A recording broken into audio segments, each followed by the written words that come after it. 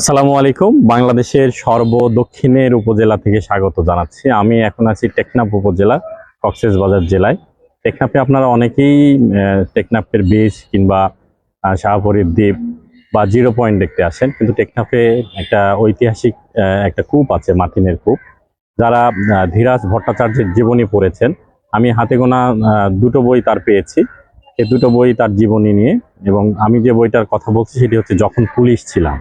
আমার খুবই পছন্দের একটি বই, যখন পুলিশ ছিলাম, ধীরাজ ভট্টাচার্যের পুলিশের জীবনী নিয়ে সেই বইটি। আমরা আছি টেকনাফের বাংলাদেশ পুলিশের যে থানা, সে থানার প্রাঙ্গণেই, মডেল থানার প্রাঙ্গণে। এখানেই সে মাথিন, অর্থাৎ এখানে সে মগ রাজার মেয়ের সাথে যে তার একটা বিরহ প্রেমের একটা সম্পর্ক তৈরি হয়েছিল, সেই সম্পর্কের জের ধরেই একসময় মাথিনের সাথে ধীরাজের বিয়েও ঠিক হয়। কিন্তু ধীরাজ ছিল কলকাতার ছেলে, সে আবার পুনরায় কলকাতাতে যে আর না ফিরতে পারে, কারণ তার বাবা মা রাজি ছিল না এই সুদূর টেকনাফে বিয়ে দেওয়ার জন্য। কিন্তু মাথিন ছিল খুবই সুন্দরী এবং রাজার মেয়ে। সে সবকিছু দিয়ে ভালোবেসেছিল ধীরাজকে। ধীরাজের অপেক্ষায় সে থেকে থেকে একসময় সে অনেকটা না খেয়ে দুর্বল হয়ে যায়। অনেক বোঝানোর পরেও সে ধীরাজ ছাড়া আসলে বোঝে নাই। সে এখানে একটি কূপ ছিল, অর্থাৎ কুয়া ছিল, সেখানে সে ধাপ দিয়ে আত্মাহুতি দেয়, অর্থাৎ সে আত্মহত্যা করে। সেই পরবর্তীতে সেই ইতিহাসটাকেই আঁকড়ে ধরে আছে সে মাথিনের কুয়া বা মাথিনের কূপ। আমরা সে মাথিনের কূপের সামনে থেকেই আপনাদের সাথে কথা বলছি। আমরা একটু দেখবো মাথিনের কূপ।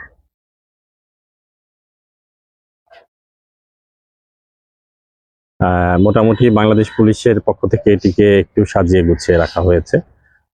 আমরা সেই কূপের কাছাকাছি চলে আসছি। এই যে সেটি হচ্ছে মাথিনের ঐতিহাসিক কূপ, যেখানে মাথিন আত্মাহুতি দিয়েছিলেন।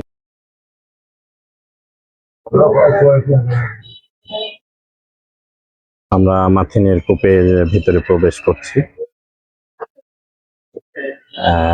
এটাই সেই মাথিনের কূপ। এখানে সংক্ষিপ্ত ইতিহাস দেওয়া আছে, আপনারা চাইলে এখান থেকে পড়ে নিতে পারেন।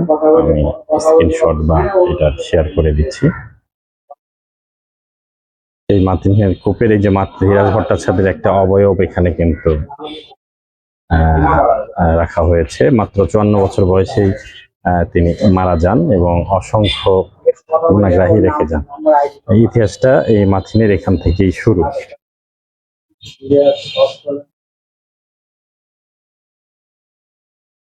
অনেক বড় কুয়া, এখনো পানির কিছু অবশিষ্ট এখনো দেখতে পাচ্ছি, এবং নিচে মোটর লাগানো আছে, হয়তো পানি এখনো এখান থেকে তোলা হয়। এখানেই ঝাঁপ দিয়ে রাজার একমাত্র মেয়ে মাথিন আত্মাহুতি দিয়েছিলেন। সেই ঐতিহাসিক কূপের ভেতরের চিত্র আপনারা দেখছেন।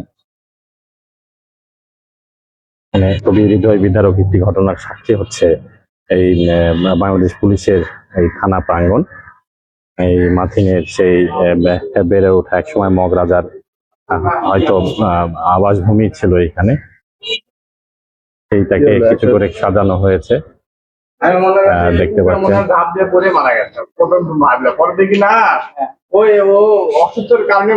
না, অসুস্থ কারণে নয়, সে ঝাঁপু দিয়েছিল এখানে।